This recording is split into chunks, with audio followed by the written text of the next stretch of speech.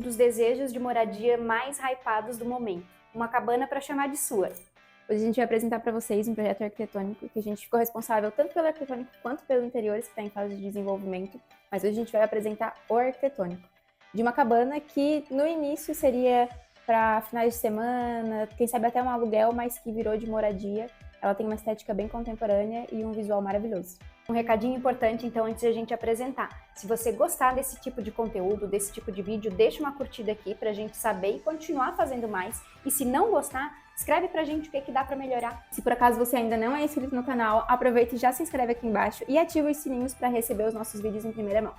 Bora lá!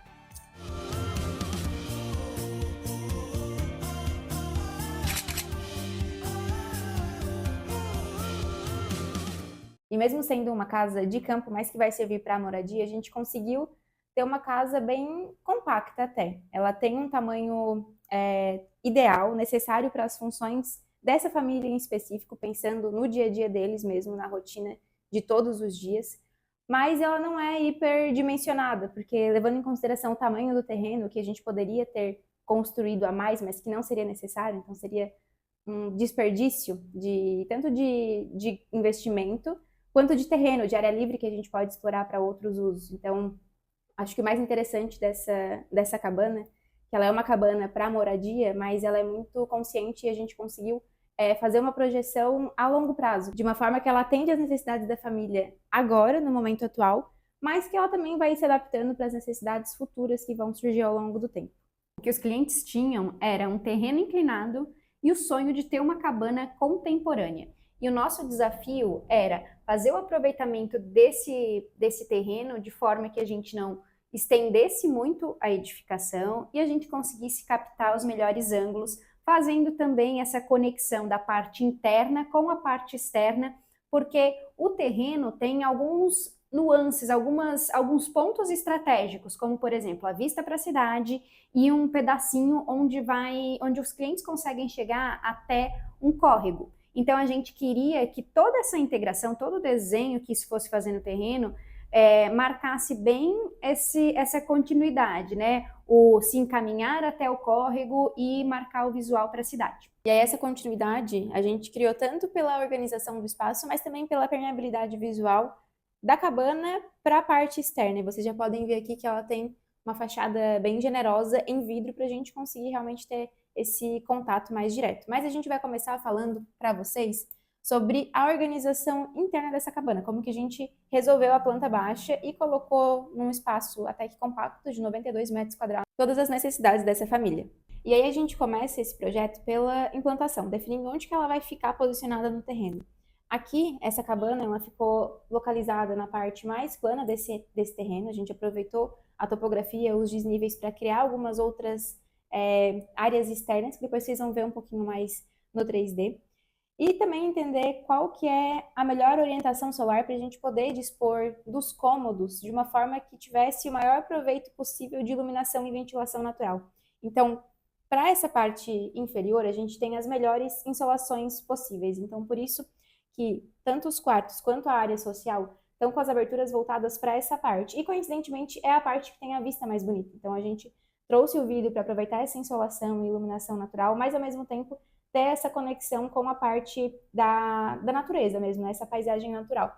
Enquanto na parte de trás, a gente deixou uma parede mais técnica, em que a gente concentrou as maiores áreas de serviço e áreas molhadas também, de banheiro e tudo mais. Porque essa fachada aqui vai ser uma fachada meio que cega, porque é justamente onde a gente tem as piores condicionantes naturais. Então, a gente precisava que isso não afetasse a parte interna da casa. Além do mais, aqui para cima é onde está a estrada, que é uma estrada interna ao terreno, né? Um terreno que tem algumas casas e é onde vai ter mais movimentação. Então, com isso, com essa parede, a gente deixou mais reservada, né, a parte onde vai ser realmente a atividade toda da casa, e aqui fica o acesso para quem vem de fora. Um outro condicionante são as necessidades da família. Então, a Maria falou um pouquinho das necessidades do terreno, de insolação, condicionantes de tempo mesmo, mas a gente tem as necessidades da família, que é uma família de 3 pessoas, então a gente precisava de 2 quartos, com possibilidade de um dos quartos servir para receber visita também. E também o home office, porque por se tratar de um terreno de área rural, dificultaria um pouquinho o processo de trabalho se não tivesse o home office. Além disso, a chefe da família, ela é confeiteira, então ela precisava de uma cozinha com bastante bancada. Isso a gente desenvolver melhor no projeto de interiores. A ideia também do cliente, desses clientes quererem uma casa compacta, era para facilitar o dia a dia, para eles realmente poderem aproveitar, já que vão estar trabalhando em casa também, ter satisfação de estar em casa e não ficar só servindo a casa. Por isso a gente pensou em maneiras bem práticas de atingir isso. Aqui da garagem, por exemplo, a gente já tem a conexão bem próxima do hall de entrada, onde eles podem entrar com as compras, enfim, sem passar por chuva nem nada assim, mas também as visitas. Aqui a gente pensou em manter um hall de entrada, de forma bem pensada, em ter uma chapelaria aqui e logo ao lado já o lavabo, que vai servir a visita sem que ela precise entrar, né, na parte dos quartos. E aqui, então, essa área toda com a cozinha, sala de jantar e sala de estar, ela está toda integrada e de forma bem funcional. A gente tem o sofá de forma que ele faz a delimitação do espaço da sala, mas também, como o encosto do sofá não é algo alto, ele permite toda a integração visual com o que está acontecendo fora. E aí, pegando o gancho nessa fala da Laika sobre integração dentro e fora, é importante dizer que tem alguns custos na obra que eles são um pouco mais elevados, mas que são justificados quando a gente tem alguma necessidade ou uma situação específica que faz com que faça sentido essa utilização dessa estratégia em específico, por exemplo, nos vidros dessa fachada. A gente já explicou aqui um pouquinho para vocês do porquê que a gente utilizou essa estratégia para trazer permeabilidade e qualidade também de boas insolações e ventilação natural, mas não só para isso. A gente queria também ter a possibilidade de ampliar essa área social interna e criar um espacinho externo que tivesse bem integrado com ela. Então, aqui a gente tem, ao redor dessa área social, fazendo todo esse contorno, uma varanda externa, que a gente pensa em colocar uma mesinha de café da manhã, para eles realmente aproveitarem essa parte de fora. Então, essas grandes aberturas, elas permitem com que a gente tenha uma amplitude maior, uma abertura maior e uma conexão maior, consequentemente, entre os espaços internos e os espaços externos. E aí, falando nessa varanda, lembra que eu falei da topografia, que a gente criou alguns desníveis para aproveitar essas áreas externas? Foi esse caso aqui. Então, aqui é a parte mais alta e aqui o terreno vai descendo. Então, para a gente ter esse aproveitamento dessa diferenciação de altura, a gente criou alguns espacinhos, alguns degraus mais abaixo. Então, aqui a gente tem, além da área de café da manhã, descendo um estar externo com uma lareira, então, para aproveitar realmente em todas as estações. E aqui uma área de spa, que também tem uma vista bem bonita. E para a parte mais reservada, a gente trouxe uma estratégia de pensar no futuro. Caso a cliente queira ampliar esse espaço, ela ter possibilidade. Aqui se dividiu no home office, para ficar algo mais reservado mesmo na hora de precisar trabalhar. E lembra que eu falei que ela é confeiteira? Então, se o marido quiser trabalhar no home office e ela estiver aproveitando aqui, os dois usos não vão se chocar. E a gente tem o quarto da filha e o quarto do casal. Mas percebam que a gente não tem um outro banheiro, né? O banheiro da família está aqui. Então, a gente deixou essa fachada aqui com a possibilidade de ampliação, né? Onde se eu colocar uma porta aqui, vai ser fácil eu conectar algum outro banheiro ou até mesmo um closet. E quando a gente pensa na planta baixa, a gente já imagina também como que ela vai se comportar em altura, né? No 3D, digamos assim.